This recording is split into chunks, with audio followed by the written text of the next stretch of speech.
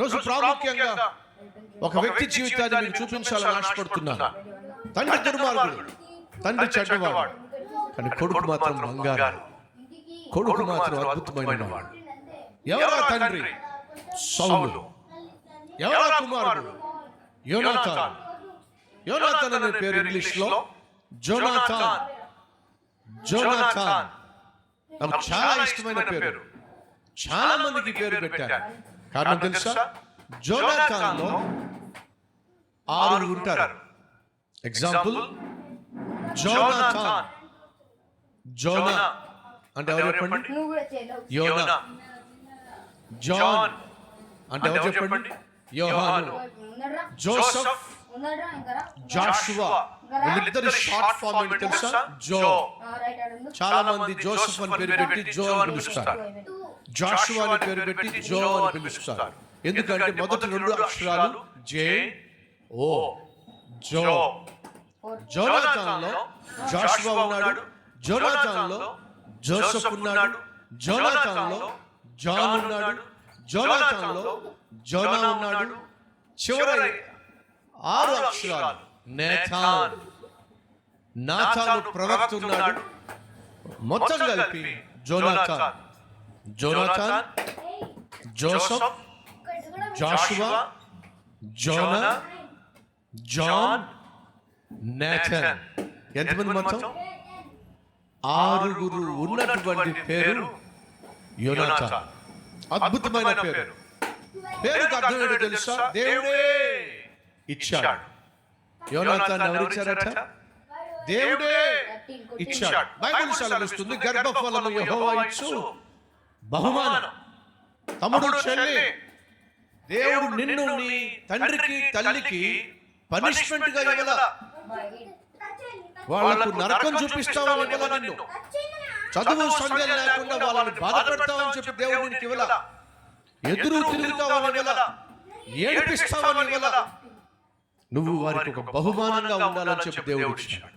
బహుమానం ఎవరికైనా సంతోషాన్ని ఇస్తుంది. ఎవరైనా నీ బర్త్డేకి ఒక పెన్ ఇస్తే ఆ పెన్ చూసి సంతోషిస్తావు.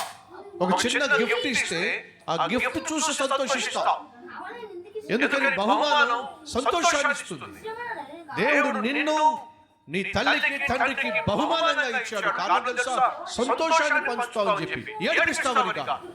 ఈరోజు మనలో చాలా మంది తమ్ముళ్ళు చెల్లెళ్ళు తల్లిని తండ్రిని ఏడిపించేవారుగా ఉన్నారు, బాధ పెట్టేవారుగా ఉన్నారు. సరిగా చదవకుండా, ఇంటి బాధ్యతలు తీసుకోకుండా, మాట వినకుండా, ఉద్యోగం చేయకుండా, ఇష్టం వచ్చినట్టుగా డబ్బు ఖర్చు చేస్తూ, ఇష్టం వచ్చినట్టుగా స్నేహితులతో తిరుగుతూ, ఇష్టం వచ్చినట్టుగా తందనాలాడుతూ, ఎప్పుడు పడితే బయటకు వెళ్తూ, ఎప్పుడు పడితే ఇంటికి వస్తూ, ఎక్కడికి వెళ్ళావని ప్రశ్నిస్తే కోపాన్ని ప్రదర్శిస్తూ, ఎందుకు ఇంత ఆలస్యంగా వచ్చావు ఇంటికి వెళ్తే లెక్క లేకుండా మాట్లాడుతూ, వృద్ధాశ్రమాలు సెల్ ఫోన్ లో ఉంటూ, ఏమిటా సెల్ ఫోన్ లో ఆ విధంగా టైం పాడు చేసుకుంటున్నాడు చదవకుండా అని అంటే, తండ్రి మీదకి లేస్తూ, తల్లి మీదకి లేస్తూ, వారికి నరకం చూపిస్తున్న తమ్ముడు, చెల్లె, వినో.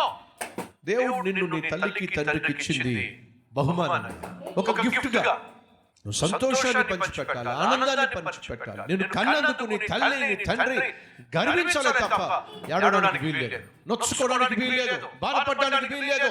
బాధపడుతున్న తమ్ముడు, బాధపడుతున్న చెల్లె, మారో. నీ మాట తీరు మార్చుకో, నీ ప్రవర్తన మార్చుకో, నీ అలవాట్లు మార్చుకో, నీ పాపిష్టి స్నేహాలు, పాపిష్టి అలవాట్లు విడిచిపెట్టు. నీ తల్లిని నీ తండ్రిని నువ్వు గాయపరచడం వల్ల, వాళ్ళని ఏడిపించడం వల్ల నువ్వు సాధించేదేమీ లేదు. రేపొద్దున నువ్వు కూడా కొడుకుల్ని కూతుర్ని కంటావు. వాళ్ళందరూ కలిసి నిన్ను మూకుమ్మడిగా ఏడిపిస్తారు. ఈ రోజు నువ్వు ఏం చేస్తున్నావు నీ తల్లిని నీ తండ్రిని, రేపటి దినాన అదేం చేస్తారు నీ పిల్లలు కూడా. ఈ విషయాన్ని మర్చిపోవద్దని ప్రభు పేరట మనం చేస్తున్నాను. యోనాథాన్ అనే పేరు గిఫ్ట్ ఆఫ్ గాడ్, దేవుని యొక్క బహుమానం. Given by God. దేవుడే ఇచ్చాడు. ప్రతి కుమారుని ప్రతి కుమార్తెను దేవుడే ఇస్తున్నాడు. తల్లులు తండ్రులు ఒక విషయం వినండి. ఎవరైనా మీకు గిఫ్ట్ ఇస్తే, ఒక ఫ్లవర్ వాస్ గిఫ్ట్ ఇస్తే ఏం చేస్తారు చెప్పండి? చాలా జాగ్రత్తగా పెట్టుకుంటారు. ఒక పెన్ గిఫ్ట్ ఇస్తే ఏం చేస్తారు చెప్పండి? చాలా భద్రంగా దాన్ని దాచిపెట్టుకుంటారు. గిఫ్ట్ ఇచ్చినటువంటి వ్యక్తి పట్ల మీకున్న విలువను బట్టి, గిఫ్ట్ ఇచ్చినటువంటి వ్యక్తి పట్ల మీకున్నటువంటి గౌరవాన్ని బట్టి ఆ గిఫ్ట్ ని జాగ్రత్తగా కాపాడుకుంటాడు, అపురూపంగా చూసుకుంటాడు. అది వాస్తవం అయితే దేవుడు నీకు కొడుకునిచ్చాడు, నీ కూతురునిచ్చాడు. ఎవరిచ్చారు? ప్రపంచాన్ని సృష్టించిన దేవుడే నీకు ఒక బహుమానంగా నీ కొడుకును కూతుర్ని లేక బిడ్డలను ఇస్తే అపురూపంగా చూసుకుంటున్నావా? ప్రేమగా పెంచుతున్నావా? ఆత్మీయంగా పెంచుతున్నావా? ప్రార్థనలో పెంచుతున్నావా? వాక్యానుసారంగా పెంచుతున్నావా? బైబిల్ సెలవిస్తుంది, బాలుడు నడవవలసిన త్రోవలో వాడిని నడిపించుమో, లేదా బాలుడు నడవవలసిన త్రోవను వానికి నేర్పించుమో, బోధించుమో లేదు, నేర్పించుమో. Training is different from teaching. బోధించటం వేరు, నేర్పించటం వేరు. టీచింగ్ అంటే పుస్తకాల్లో ఉన్నదాన్ని తెలియచేయటం, పాఠాలు నేర్పించటం, లేక పాఠాలు బోధించటం. నేర్పించటము అంటే నువ్వు ప్రక్కన ఉండి ఎలా చేయాలో చేసి చూపించటం.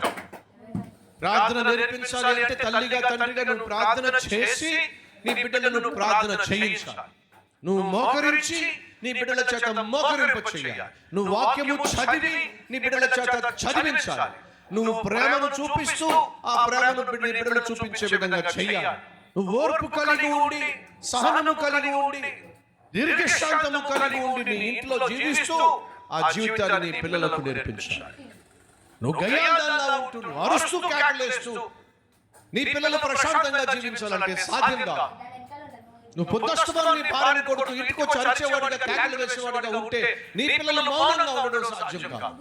ఈ రోజు అడుగుతున్నాను, తండ్రిగా తల్లిగా నువ్వు ఏ విధమైనటువంటి పెంపకాన్ని నీ బిడ్డలకు ఇస్తున్నావు? దేవుడు బహుమానంగా నీకు బిడ్డలు ఇచ్చాడు. వారు ఈ రోజు ఏమై ఉన్నారో అది దేవుడు నీకు ఇచ్చిన బహుమానం. వాళ్ళను నువ్వు ఏమి చేయబోతున్నావో అది నువ్వు దేవుడికి ఇచ్చే బహుమానం. ఏం చేయబోతున్నావు నీ బిడ్డల్ని? రోడ్డు మీద తిరిగేటటువంటి రోమియోగా చేయబోతున్నావా?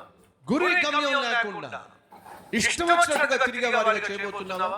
పని పాట లేకుండా సోమరిపోతులుగా తిరిగే వాళ్ళగా చేయబోతున్నావా? ఏం చేస్తున్నావు నీ పిల్లల్ని? ఒక్కసారి ఆలోచించి, ఈ రోజు నీ పిల్లలు దేవుని ప్రేమించేవారుగా ఉన్నారా? దేవుని సన్నిధికి వచ్చేవారుగా ఉన్నారా? మోకరించి ప్రార్థన చేసేవారుగా ఉన్నారా? దేవుని వాక్యాన్ని చదవాలి అని ఆశించేవారుగా ఉన్నారా? అలా కాని పక్షంలో దేవునికి ఇచ్చిన పిల్లలను నువ్వు ఎలా పడితే అలా పెంచేస్తున్నావు. అది మంచి పెంపకము కాదు అని ప్రభువు పేరట మనవి చేస్తున్నాను. నేర్పించు.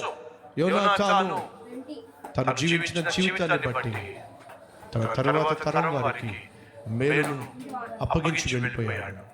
ఈరోజు మాటలు వింటున్న సహోదరి సహోదరులు, అలాంటి అద్భుతమైన ఆత్మీయత మనం కలిగి ఉంటే బాగుంటుంది.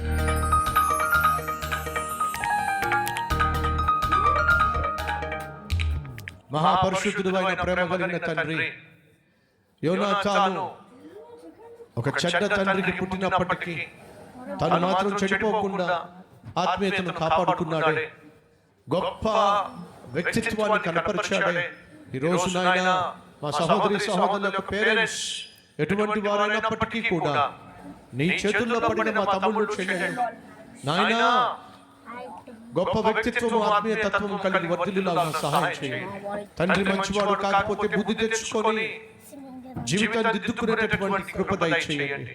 తాను చనిపోయినా తను చేసిన మేలు మాత్రం తన కుమారునికి పంచిపెట్టే ఆశీర్వాదాలు ఇచ్చే వెళ్ళాడు. తండ్రి, మేము బతుకున్నప్పుడు ఎన్ని మేలు చేస్తామో అవి రాబోయే తరాలకు మా బిడ్డలకు ఆశీర్వాదంగా మారుతుందని చెప్పడానికి ఏ సందేహము లేదు. అట్టి మేలుకరమైన జీవితం మాకు దయచేయమని యేసు నామం పేరట వేడుకుంటున్నాం తండ్రి. ఆమేన్.